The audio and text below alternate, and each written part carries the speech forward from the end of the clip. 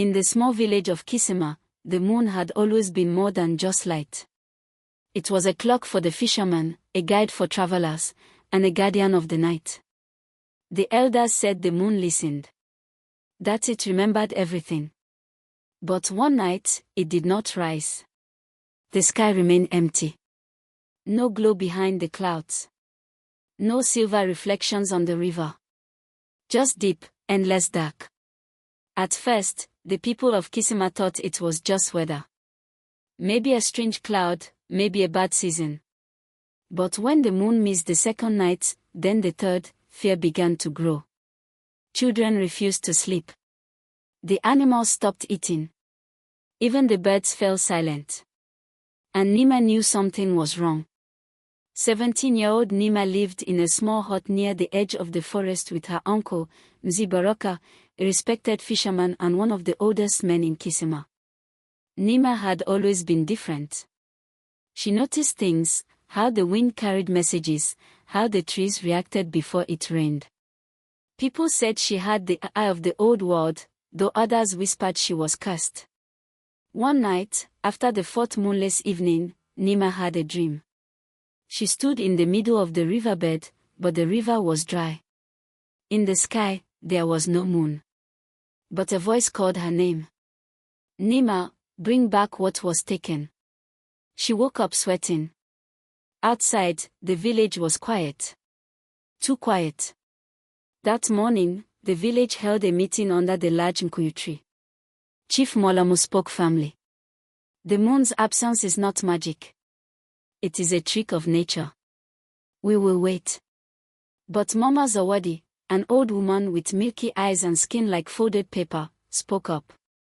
This is no mistake. The moon does not rise because the past is not buried. People looked away. No one wanted to hear her. But Neema did. That evening, Neema visited Mama Zawadi's hut.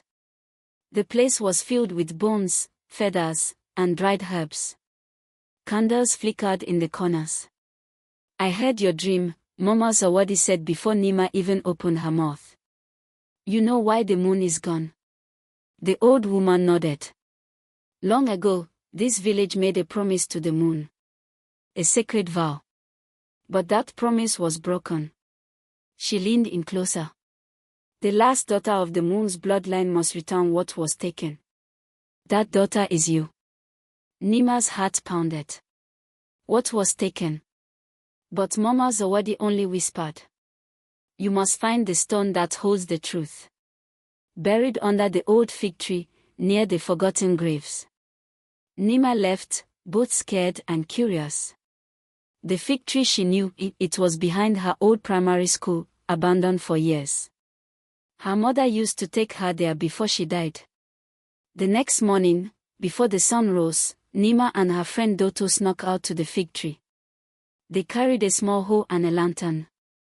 They dug. For hours. Finally, they found it. A flat black stone, carved with symbols. One word stood out, Mwanga, which meant light in Swahili. As soon as Neema touched the stone, her lantern flickered, though there was no wind. Suddenly, Doto pointed to the shadows on the ground. They were moving. Without light. They ran. The next day, Neema and Doto returned in daylight. They followed the path beyond the fig tree, an old trail no one used anymore. There, hidden behind wild bushes, they found small grave markers. Broken. Forgotten. Neema wiped dust from one stone and saw a name, Ekin Mwanga. Her mother's name. But the date was wrong. It said she died 5 years before Neema was born.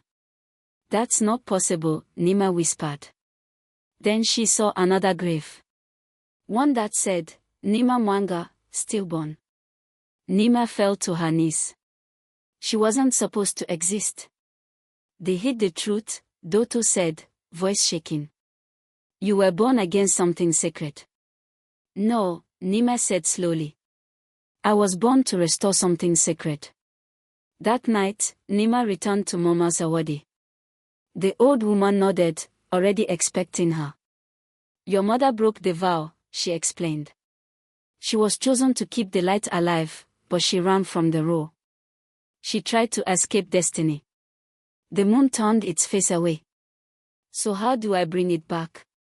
Mama Zawadi handed her a gourd of sacred oil, a feather from a nighthawk, and a torn piece of cloth. Go to the river when the stars are strongest. Wear white.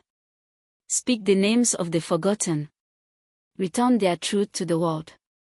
Neema was terrified. But she went. Under a sky full of stars and no moon, Neema walked to the dry riverbed. She wore her mother's white wrap and carried the stone, the oil, and the feather. She knelt at the center and began the ritual. I speak the truth of the forgotten. I return what was taken. I carry the blood of the Mongolian. Let the moon see me. The wind picked up. The stars shimmered. The riverbed began to glow. Suddenly, a beam of silver light cracked the darkness. The moon was rising. Slow. Pale. Beautiful. And behind her, shadows moved, but not in fear. In peace.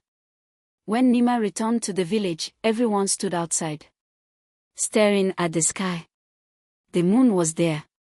For the first time in almost 2 weeks. The elders wept. The children laughed. The air felt warm again. Mzi Baraka held Neema close and whispered. Your mother tried to protect you. But you protected us all. Chief Molamu called a gathering the next day. And before all, he bowed to Neema. We forgot who we were. You reminded us.